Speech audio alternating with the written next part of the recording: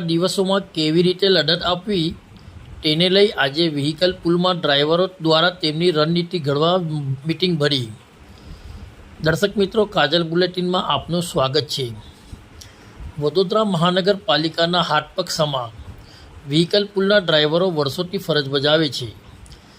તેઓ દ્વારા અનેકવાર રજૂઆતો, હડતાલો, આંદોલનો સહિતની લડતોથી ડ્રાઈવરોનો કોઈ ઉદ્ધાર ન થયો તેવું તેઓનું કહેવું છે। સફાઈ કામદારોને પરમેનન્ટના ઓર્ડરો આવી જતા પાલિકાના વિવિધ વિભાગના કર્મચારીઓને હવે આશાઓ જાગી છે। વિવિધ શાખાના કોન્ટ્રાક્ટના કર્મચારીઓ જુદા જુદા દિવસે એસટી કર્મચારી સંઘના અશ્વિન સોલંકીની આગેવાનીમાં શુક્રવારે મોરચા સ્વરૂપે કમિશનરને આવેદનપત્ર આપી ડ્રાઈવરનો પાલિકામાં સમાવી લેવા રજૂઆત પણ કરવામાં આવશે તેવું જાણવા મળ્યું હતું। અંતે ઉલ્લેખનીય છે કે વ્હીકલ પુલમાં 20 વર્ષ જૂના ડ્રાઈવરો છે અને વર્ષોથી ફરજ બજાવે છે। સાદિક કાજલવાલાનો રિપોર્ટ। સોમવારે રજા છે, મંગળવારે કોર્પોરેશનના જે ત્રીજા વર્ગના કર્મચારીઓ છે, ક્લાર્ક લેવલના એ છે, એમને બી પ્રમોશનમાં અને એમના પગારમાં અને એ બધી રીતે એમને અન્યાય છે। એ લોકો આવેદનપત્ર પણ આજનો વિડીયો જોઈ લેજો, તમે હું મોકલીશ તમને બધાને સેન્ડ કરીશ, જોઈ લેજો આજનો વિડીયો। એ જે કરે એના કરતાં ચડિયાતું તમારું થવું। એક દિવસ એવો લાઈન ઊભું કરે કે આખું વડોદરા શહેર સદંતર કોર્પોરેશન બંધ થાય એ તૈયારી આપણે રાખી। તમે તો પાયો છો યાર, તમે જો અહીંયા બધા ઊભા થયો, એક ગાડી નહીં નીકળે વડોદરા શહેરમાં। કેટલા હવે રહ્યા, કેટલા કાયમ હજુ રિટાયર થઈ જવા વાળા કેટલા રહ્યા છે? હવે તમે વિચાર કરો કે આખું વ્હીકલ પુલ કોન્ટ્રાક્ટમાં હોય, વડોદરા શહેરનું પાણી પુરવઠા એ આખું કોન્ટ્રાક્ટ પર હોય, ડ્રેનેજ પ્રોજેક્ટ કોન્ટ્રાક્ટ પર હોય, સફાઈ કામદારો કોન્ટ્રાક્ટ પર હોય, આરોગ્ય શાખા આખું કોન્ટ્રાક્ટ પર હોય, અને તમે કેવી રીતે એવું કહેવા માંગો છો કે વડોદરા સિટીને આપણે સ્માર્ટ સિટી બનાવવું છે, સ્વચ્છતા સર્વેક્ષણમાં આપણે 1 થી 10 નંબરમાં લાવવું છે। હમણાં થોડા દિવસ પહેલાં સ્વચ્છતા સર્વેક્ષણમાં 1 થી 10 નંબરમાં લાવવા માટે 1,67,00,000 રૂપિયાનો કન્સલ્ટન્ટનો કોન્ટ્રાક્ટ આપ્યો। એ સૂચન કરશે કે આવું કરો તો સ્માર્ટ સિટીમાં આવશું, તો શું એનાથી થવાનું છે? જ્યાં તમારો જે બેઝ કહેવાય એના તમામ ખાલી શાખાના 500 છોકરાઓ આજે આવેદનપત્ર આપવા અમે જવાના છે। આવતીકાલે હમણાં હું રજા પર છું અને ઢોર ખાતામાં ગાડી ચલાવું। કેમ રજા પર કેમ છે? આ ભરવાડો જોડે મગજમાં છે ને, હિંસક હુમલો કર્યો ભરવાડોએ, એમાં મને માથામાં 6 ટાંકા આવ્યા અને પગમાં ફ્રેક્ચર થઈ ગયા। કેટલા વર્ષ જૂના છો આ કઈ વેહિકલ? મારે લગભગ 5 વર્ષ થયા। તો કેટલો પગાર આવે છે? હમણાં 13,500 જેવો આવે જ પગાર। આજે જે મીટિંગ ભરી છે નેતાઓએ, તો શું લાગે છે કેવું શું થવું જોઈએ? ના, એ જે મીટિંગ ભરી છે એ ખરેખર આ કરવા જેવું છે। બધાને એકતા થઈને બધાને કાયમી કરી નાખે એવી બહુ આશા છે।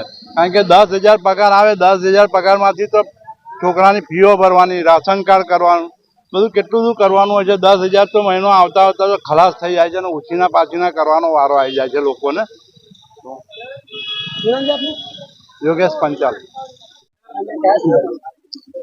વડોદરા મહાનગરપાલિકામાં આખી વડોદરા મહાનગરપાલિકામાં જે ડિપાર્ટમેન્ટની અંદર કોન્ટ્રાક્ટથી કામ લેવામાં આવે છે એવા તમામ ડિપાર્ટમેન્ટની મિટિંગો અત્યારે અમારી યુનિયન થકી ચાલી રહી છે।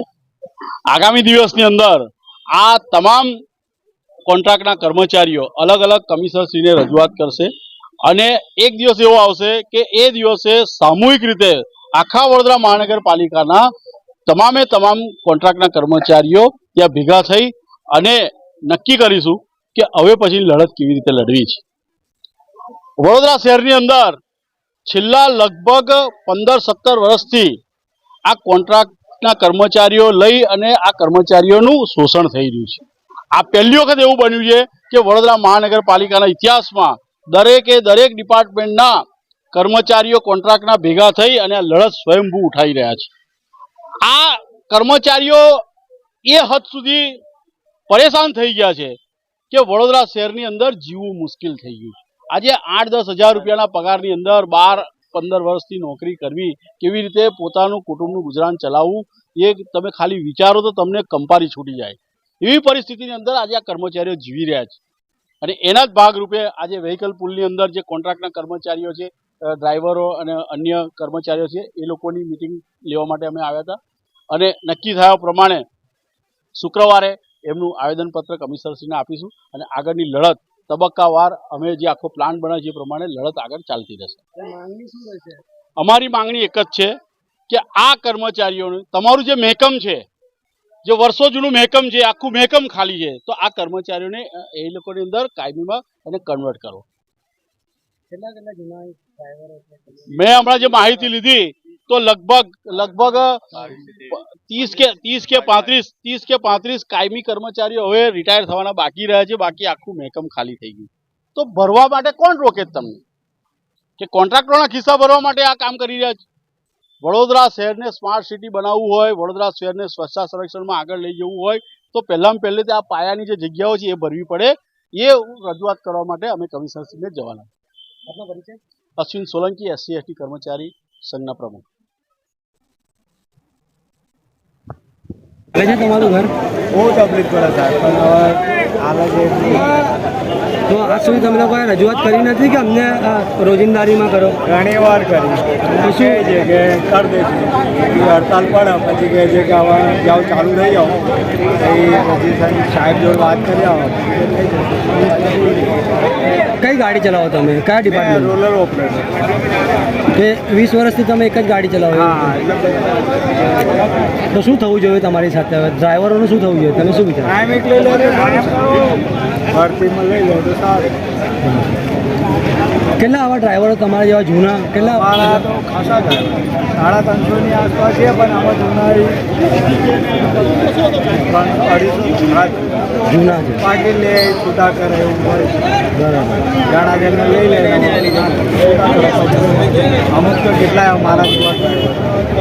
શું નામ છે દાદા આપનું? મારું નામ રમેશભાઈ પરાગભાઈ.